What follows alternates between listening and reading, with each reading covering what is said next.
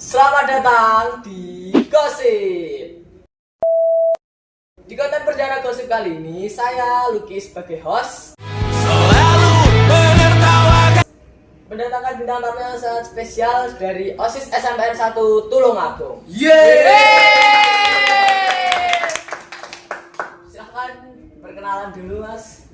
Halo semuanya, kenalin, nama aku Muhammad Andika Daryanta Akbar. Di sini atau di OSIS saya menjabat sebagai ketua OSIS. Sama seperti di film favoritmu. Kenalin, namaku Jason Janur Maseda. Saya di OSIS sebagai bendahara umum.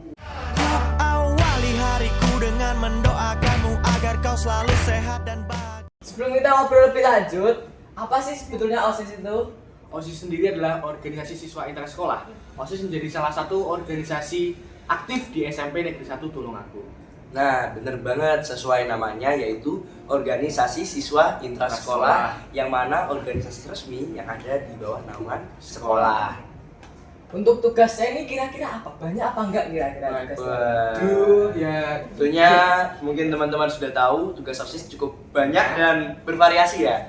Yang pertama, tugas OSIS yaitu sebagai wadah bagi para siswa-siswi untuk menampung aspirasinya. Dan yang kedua, selain menampung aspirasi dari siswa-siswi, OSIS itu juga bertugas untuk menghubungkan antara siswa dan juga kepada bapak ibu guru. Nah, yang ketiga, OSIS itu membantu sekolah untuk menjalankan program-program atau event-event kegiatan yang diselenggarakan oleh sekolah. Untuk tugasnya kan kita bisa lihat segitu banyak, kira-kira pasti ada dong benefit atau manfaat bagi diri kita sendiri setelah join OSIS. Nah, tentunya dengan tugas yang sangat banyak, tentunya kita memiliki benefit atau keuntungan untuk diri kita sendiri. Yang pertama, jikalau kita join OSIS, kita itu akan menjadi lebih disiplin ya. Jadi saya tuh sebelum join OSIS mungkin agak masih kurang disiplin. Namun setelah join OSIS, saya itu menjadi bisa mengatur waktu loh. Bisa mengatur waktu dengan istilahnya ya lumayan daripada sebelumnya saya join OSIS. Ya seperti itu ya. Ya, meskipun kita pengurus OSIS, kita harus bisa seimbang antara OSIS dengan pekerjaan di sekolah. Nah, itu dia yang paling berat. Jadi ya seperti itu. Yang kedua, tentunya kita itu akan memiliki jiwa kepemimpinan dan juga kita akan dilatih untuk menjadi sebuah tim. Ya, jadi di organisasi itu kita nggak bisa jalan sendiri. Ya, nggak bisa jalan sendiri. Kita tuh membutuhkan teman. Ya, koordinasi selalu. Iya, benar. Tugasnya ini cukup banyak ya dilihat-lihat. Kira-kira ada nggak sih kriteria buat kita bisa join OSIS, jadi anggota OSIS itu ada kira-kira kriteria?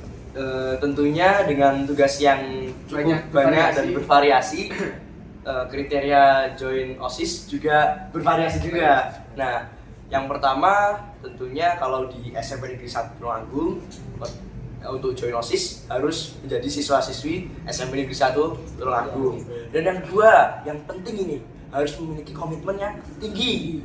Yang tiga, memiliki niat. Jadi kita itu selain komitmen, kita harus memiliki niat. Wah, aku join OSIS, tujuanku seperti ini. Nah, seperti itu harus ada niatnya. Ya. Kira-kira kalau misalkan aku nih pengen join OSIS, susah nggak sih kira-kira buat join OSIS itu? Terus tahapannya apa aja nanti ke depannya? Ya pastinya susah gampang ya Mas Akbar. Iya. Untuk tahapan di OSIS itu secara umum ada 4.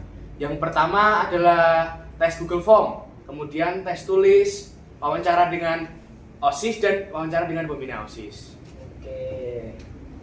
Ada nggak sih pengalaman kalian selama jadi OSIS itu yang menarik buat dibagiin ke pendengar biar tertarik lah, secara gampangnya biar tertarik buat jadi OSIS? Wah, tentunya Sangat banyak ya. pengalaman kita selama di OSIS ini sangat banyak, sangat bervariasi.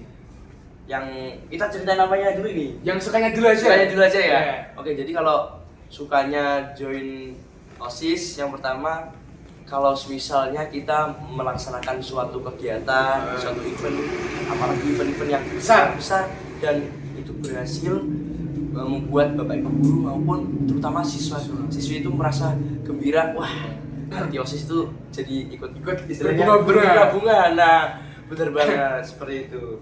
Kalau mungkin dukanya ya ada juga terkait tentang sesuai yang saya bicarakan awal kan, OSIS sebagai wadah untuk menampung aspirasi. Nah, untuk menampung itu karena di OSIS ini kita hanya menjalankan selama satu periode sekitar mungkin 1 tahunan. Nah, jadi kita nggak bisa menjalankan keseluruhannya, kita hanya bisa memilah dan juga memilih yang mana itu memang benar-benar banyak pemiliknya atau peminatnya seperti itu. Jadi kita nggak bisa menjalankan semua. Jadi kan kita merasa kayak wah kurang ya, sedih nggak bisa menjalankan semuanya seperti itu. Oke. Wah, udah jam segini nih. Ini pertanyaan terakhir sebelum ditutup, ada sih pesan-pesan untuk generasi OSIS selanjutnya? Wah, pesan buat generasi OSIS selanjutnya.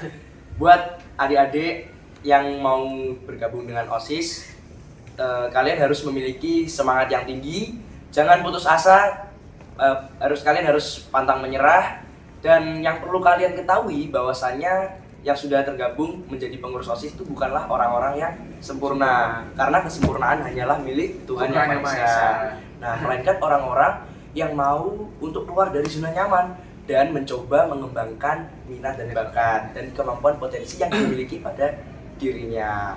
Ingat, siapapun bisa jadi apapun.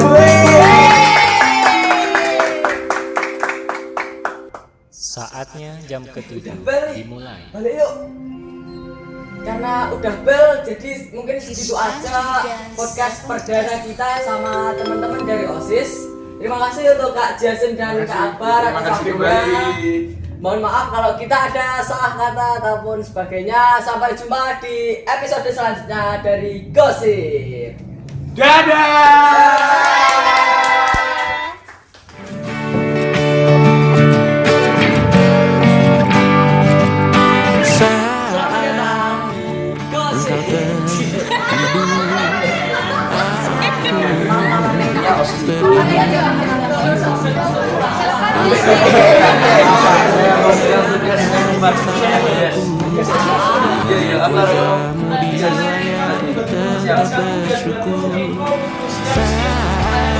Oh gitu.